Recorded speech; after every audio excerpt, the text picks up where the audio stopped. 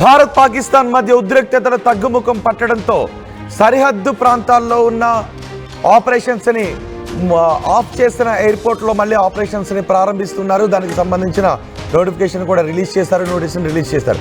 మొత్తం పాకిస్తాన్ భారత్ మధ్య ఉద్రిక్తతలు తలెత్తిన సమయంలో 32 ఎయిర్పోర్ట్లలో ఆపరేషన్స్ని తాత్కాలికంగా నిలిపివేశారు.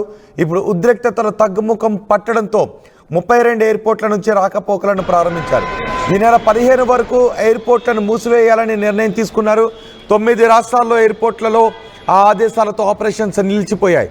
అయితే పరిస్థితులు మెరుగుపడడంతో మళ్ళీ రాకపోకలను ప్రారంభించాలని అధికారికంగా ప్రకటించారు. ఎయిర్పోర్ట్ అథారిటీ ఆఫ్ ఇండియా ఈ ప్రెస్ రిలీజ్ చేసింది. ఆ నోటిఫికేషన్ ప్రెస్ రిలీజ్ను కూడా మనం ఆర్టీవీ స్క్రీన్ పైన చూడొచ్చు.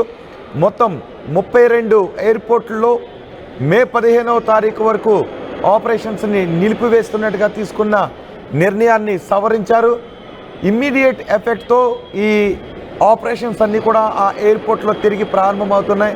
కాబట్టి ఎవరైతే విమాన ప్రయాణానికి ముందుగా టికెట్లు బుక్ చేసుకున్నారో వారు ఆ ఎయిర్లైన్స్తో కోఆర్డినేట్ చేసుకోవాలి అని ఈ నోటీసులో ఆదేశాలు జారీ చేశారు.